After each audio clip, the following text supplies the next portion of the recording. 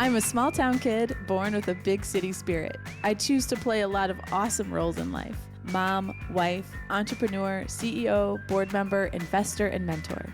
17 years ago, I founded a marketing consultancy, and ever since, my husband JR and I have been building our careers and our family on the exact same timeline. Yep, that means 4 kids, 3 businesses, 2 careers, all building towards one life we love.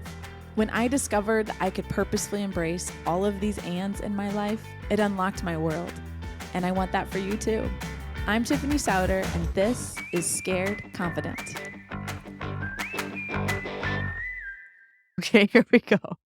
I talked about this in the last solo episode, where I wanted to review some of the findings from the program survey that I sent out. So if this is your first episode, 30 seconds of background.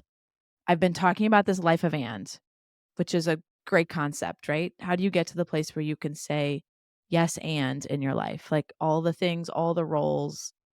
Well, as I started to think further about that and have more conversations, I realized I really have a responsibility to not only inspire you to live a life of and, but also to help you do that in a way that is sustainable. I'm like passionate about this word sustainable, meaning every week of my life, I can commit to the things that are most important to me. That it is not these seasons of like glut and famine, where it's not like work my face off till my eyes bleed and then I have to take a sabbatical as an extreme example.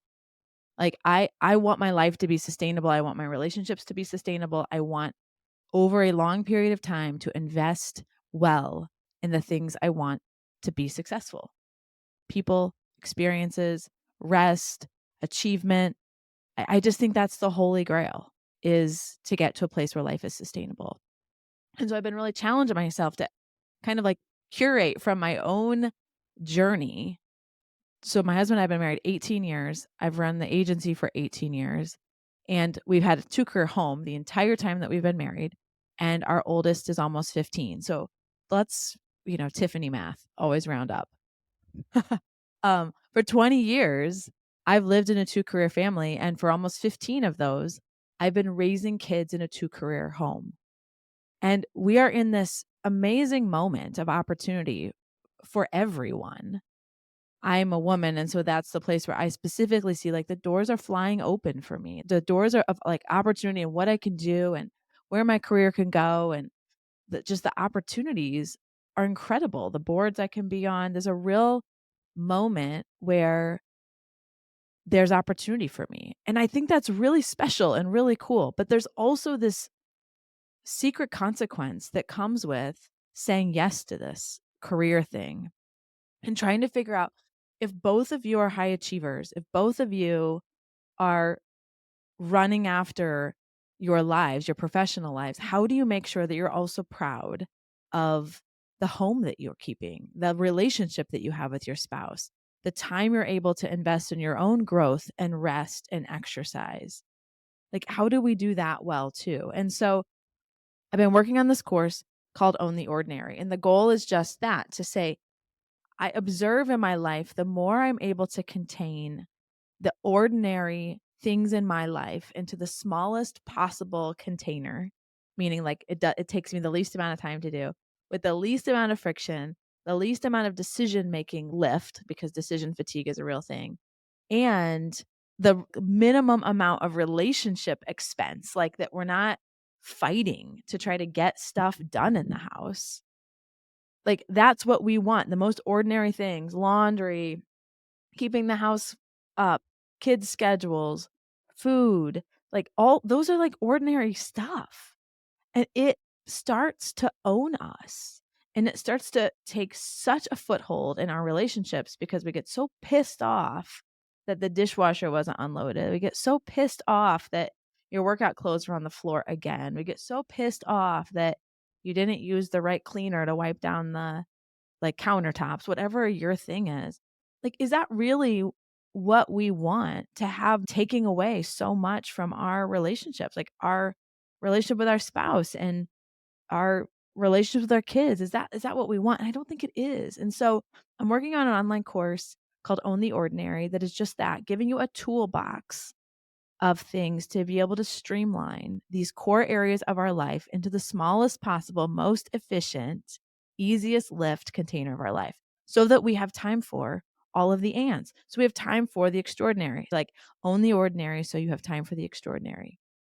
So that took more than 30 seconds. I apologize for that. So what I did is I put out a survey, and if you still would like to participate, we'll put the link in show notes today again. And almost 100 people responded, which blew my mind away. I thought 30 maybe, I don't know. I didn't know what I was expecting, but a lot more responded than I was expecting. And my observation is that 100% of the people that responded are also in leadership positions at work. It's manager, director, SVP, market lead, assistant director, founder, entrepreneur, CEO, chief admin officer, HR business partner, a co-founder. They're all also leading people at work.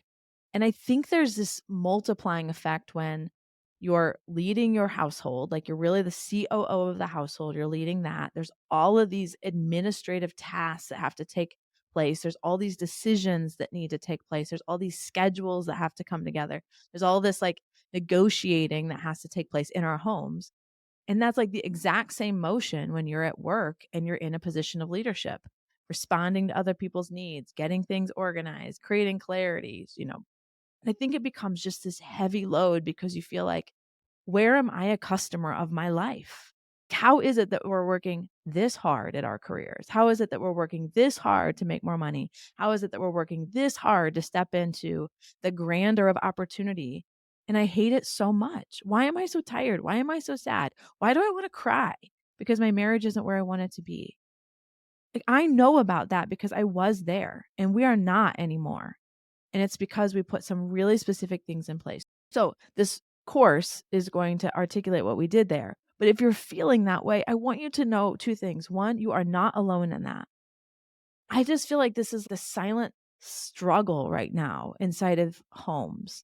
And I hear about it over coffee. I hear about it over lunches. And it sounds like things like, I know right now we're really pushing hard, but we think once we get through this season, it's going to be okay. No, we have to solve for right now. So I want you to hear, first of all, you're not alone. And the second is I want you to know it doesn't have to be this way. But it takes a choice to say, I'm not going to allow this to be the thing. I'm not going to allow this to be my life. Like I don't want it to be like this. I don't want this to be the story of what it looked like for 20 years while I was raising kids. I want it to be filled with, yeah, it's going to be busy, and yes, it's not going to be perfect. That's not the expectation. I wanted there to be this proactive control of my life and not this reactive state that I felt like I was in. So I thought I'd go through a high level, some of the like overall trends that came through. And I don't know, it's like quantitative, but not. I mean, it's quantitative because we can do percentages, but I think just the anecdotes that came through were also just so clear, some of these themes. So I want to walk through a few of those, react to a few of them as well. Okay, so some data. So almost 40% of you said there's some kind of relationship stress. And that sounds like we don't have time to connect with each other. We have resentment to one another. We don't prioritize one another. We don't have time to relax and experience each other. Like, that's what that sounds like. Does that sound familiar to you? Like, you're married to this person and you feel like you don't know them anymore. And you feel like loving them is maybe more of a habit. And that's not the way it's supposed to be. Like, I have to sometimes say, when my 23-year-old self was laying in bed at night and dreamed of what it was going to feel like to be a mom, to have a family, and to be married and to be middle-aged, was this what I dreamed of? Is my marriage what I dreamed of? Because I think we dream of those things for a reason. Is it lacking adventure? Is it lacking spontaneity? Is it lacking an understanding of who are you today, now, in this environment? So that was one. 40% said, I don't have enough time for my spouse. We don't have enough time together. About 20% mentioned the word overwhelmed, which was my magic word when I was buried underneath the task of life, just feeling overwhelmed, which to me is a trigger that I'm in a reactive posture, that I don't have control. And that's why I feel like, oh my word, my day is just taking off, the things I want to get done or need to get done are not intentionally inside of that space. And so I'm just overwhelmed. And now I know that. And Samantha and I kind of going on a research, like investigation on like, what does it actually mean to be overwhelmed and what's behind that emotion. So hopefully we'll kind of get more academically informed, but right now it's very much just experientially informed. To me, when I say I'm overwhelmed, I now can say to myself, Tiffany, you say you're overwhelmed when you're in a reactive state. What is not happening in your days or in your week that's pissing you off? And how do you put that in there so that you feel like you are back to a proactive management of your goals and your life? So for me, that's a hack and a trick and a signal. This week actually is a great microcosm of that. We're going into fall. My husband travels about 50% of the time in September, October, November. It's just a big travel season for him. And so I have to solve differently. And I've probably said this already, but my kids have to be at practice in the morning before school and they have to be at practice after school. And we have games 2 times a week that are sometimes at home and sometimes away. So when am I going to find time for myself? Because I know I am full psychopath when I do not have that time. So when my kids were little, I would get up really early, or when they, or sometimes I would actually never really did it effectively after work. It was always in the morning. Early morning has always been my time. And now I don't have that anymore because my kids get on the bus early or they have to be at school. So this week, I was starting to feel this twinge when I can't find time to work out. I get really grumpy and then I feel like, oh my word, like literally I'm just running people everywhere. And I start to be so grumpy at the people I love for no fault of their own, except I just don't know how to solve for how to find time for me. And I'm looking for like 45 minutes, not like 2 hours. And so what I did this week, because my husband is traveling and I know this is going to be a new motion, my daughter has to be at the pool at school at 5:45 in the morning. My first daughter to get up that needs to get on the bus has to get up at 6:45. And so I said, you know what? I have an hour and like 8 minutes of drive time. So I dropped my daughter off at the high school, 5:45. I parked my car and it's dark out still. And so I don't like to run in the country where we live, but in town, there's streetlights. So I did my 4 mile run in town with streetlights. Yes, it was dark out, but I felt very safe and comfortable. I had my phone on me. There were light streetlights and I did my run. And then I got home by 6:43, felt so like a ninja.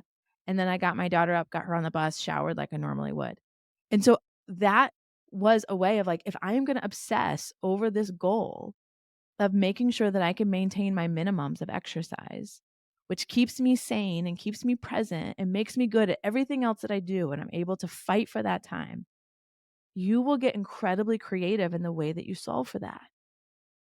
And that little story for me is a way to say, you know what, I'm not overwhelmed.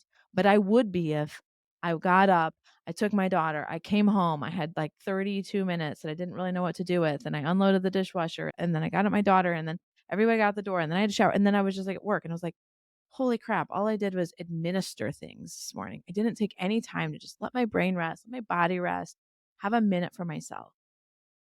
So for me, getting proactive is an antidote to overwhelm. So ask yourself, is that true for you? Struggling with meals and food, 25% said that's an issue. Let me tell you a hack that I use. And because I have got to have food, like I joke, it's like from food to fork in less than 30 minutes. Whatever's coming out of the fridge or whatever produce needs to be cut, whatever that is. Like from the very first moment I touch a morsel of whatever's going to be dinner to it being on our fork has to be 30 minutes or less, or it does not work. Does not work. So when I talk about eating at home, I have really figured out how to do this in a way that does not take us an hour to get food on. So I do a couple things I'll just share real quickly on food. One is 1 protein, 3 meals. So I will make like a huge thing of salmon and I will use that 3 ways. We'll do like salmon, sweet potatoes, and vegetables. Then I'll make like salmon rice bowls and then I'll make salmon tacos. So are my kids like, oh my word, we had salmon so many times? They're really not. I don't know. Maybe your kids are pickier and my kids are just used to it. But if somebody needs like a packet of lentils to heat in the microwave because they don't want what we're having, that's fine. I'm not mad about it. But that's a way that like making the protein just one time and using it 3 times has been really helpful. The other thing that I do is I dice or like cut up a million vegetables on the weekend so that we can use those a bunch of different ways. I don't love to use the salad packets, A, because they're like so expensive. B, they don't feed our whole family. And C, I've heard they have a bunch of chemicals on them. I don't know if that's true, but I just don't love to use them. So what I cut up is cabbage, like purple cabbage, stays good for like years. It stays good for so long. I'll shred a bunch of cabbage, a bunch of peppers, cucumbers, cilantro, pea pods, carrots, and I'll use a mandolin and just like shave a bunch of it. And I will have, I don't know, probably like 8 to 10 cups of vegetables that are cut up that then we'll use all throughout the week. So you can pull it together and make it a salad and put some grilled meat on it. You can throw it into a wrap and put some deli meat in it or something like that. You can use it wrap. You can use it as a bowl, put like a warm grain at the bottom of it, rice or quinoa or couscous or something like that. But that way I don't have to like get a pepper out, cut it, get a knife and a cutting board dirty. Like I just smash that out on the weekend. It does not take me very long at all. And that just in a great big Tupperware like tub is such an easy thing to just pull out of the fridge. And the kids like eat it and use it a lot too. So those are just some hacks on the food. Just like, I guess, little freebie thoughts here. But I really want to help families also manage this meal thing well, because fueling our bodies is such an important part of our performance. And even more as adults, I mean, our kids are at practice all the time. They're learning in school for 6, 7 hours a day. And there's a lot on us. And so feeding our bodies well is an important part of feeding our goals. We cannot see those things as not related because they are. Okay. 25% of you say time for self is an issue. I wouldn't want to investigate this too, because I think that's true. I think 1 in 4 don't have the time they need for themselves. I actually think there is at least 1 in 4, maybe 2 in 4, that have even given up on the possibility of having time for themselves. Is that you? Where you're like, you know what? I don't actually even think it's possible. And so I'm not going to dare dream it. I'm just not. I'm not going to even wish for it anymore, because not getting it makes me so sad. It makes me so grumpy. This is important. You are not the only human being on the planet who doesn't need time to renew. And figuring out how you do that best is really, really, really part of getting life to a place where it's sustainable. For me, it's moving my body. I prefer to do it not in front of a screen. I wish I loved the Peloton more because it's like such a thing. We have one. I use it when it's really cold out. But I find I don't like, this is just an example of me solving well for what my brain needs. I don't like being in front of a screen while I'm moving my body, because I miss out on just seeing where my mind goes when I just let it be. And for me, moving my body, that is a really big part of me just discovering, what am I feeling? What am I seeing? And I always run with my phone, not because I care about my steps, but because 100% of the time I have a thought or an idea or a place where my mind synthesizes something I've been thinking about as I'm moving my body. So for me, I try as much as possible to do that away from a screen so that I can really just let my mind rest while I'm exercising my body. And I love the compounding effect of being able to do 2 things at once. It's my very favorite. I talked about overwhelmed. The other word I hear very consistently is guilt. Missing things, not having the energy I want. And I want to really dig into this idea of guilt too, because I think there's different kinds and different roots for guilt. And again, I'll export just on my experience here. There are times I feel guilty because I think I'm supposed to. But if I ask myself, do I really feel guilty? I don't. Examples. Let's say there's a dinner and I'm on a work trip and my daughter has a volleyball game. I feel like the thing to say is, I feel really guilty I'm not at my daughter's volleyball game tonight. But do I actually? And the truth is, I don't feel guilty for not being at my daughter's volleyball game. 100%, there is somebody there who loves her that is watching her from the stands. Grandparent, my husband, probably somebody from there. We've got a million aunts and uncles in town too. Somebody's going to be there who loves her. And I have accepted that for the goals I have in this season of my life, alongside the season my kids are in, there are going to be some things I likely miss. So I would not be okay with missing an entire season of volleyball, but I am okay with missing, I don't know, probably 10 to 15% of her games, knowing that somebody's going to be there that loves her. So that's an example where guilt can sometimes not actually be authentic to you, You just think you're supposed to feel guilty to be doing it right as a parent. And had to work through that like, if I don't feel guilty, does that mean I love my kids less than people who do feel guilty? And what I realize is, no, for me, it's not that I love them less. It's just I have wholly accepted the amazing possibility and the consequences of the choices I've made for my goals. And so I can rest peacefully in those moments instead of saying I feel guilty. I do think that there are times where guilt is productive, where it is a sign that your actions are not congruent with your values. And so it's a moment to really look at, where is there friction? Why is there friction? And what can I do to take control of getting that friction to go away?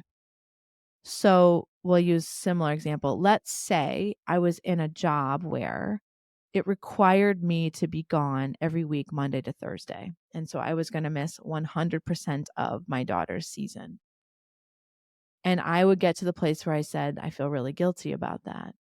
It may be a choice that I need to make to find a different job, negotiate a different way to get done what's requiring me to travel, condense it so that it's 1 week a month for that period of time where my daughter's involved in something that I want to be present for. Like, how do I renegotiate the time required away so that I can fulfill what's important to me, which is that my kids feel supported in what they're doing, not just in our financial support, but in our energy support, that they feel like a priority and that they feel supported. That is important to me. That's not a real case in my life. But if a project was requiring that of me, if a goal was requiring that of me, I would need to renegotiate that, because I think that guilt of being away would actually be productive, and it would be something for me to acknowledge that my actions are requiring something of me that are compromising my values. That's where I think guilt can be productive. I also think there's probably a version of guilt that is other people imposing their values on us, and me not having enough clarity in what I think. And so I assume your feeling of guilt into my life. I'm trying to think of a good example here. This is like kind of silly, but there are people who, if they don't work out, they feel guilty for not working out. I don't feel guilty for not working out, but I could see that I felt guilty for not working out if I hadn't gotten clear with myself about what my minimum was in that area. My minimum is lifting 2 times a week. As long as that happens, I am on track with myself. There are times when I wake up in the morning, my alarm goes off early, and I realize my body better needs sleep than it does to be exercised. And so I'll go back to sleep, and I'll feel good about that choice. I don't feel guilty about it. But if I hadn't decided on that minimum of lifting 2 times a week, then I likely would feel guilty for not running, because I hadn't decided my minimum. I don't know if this is coming across as clear at all.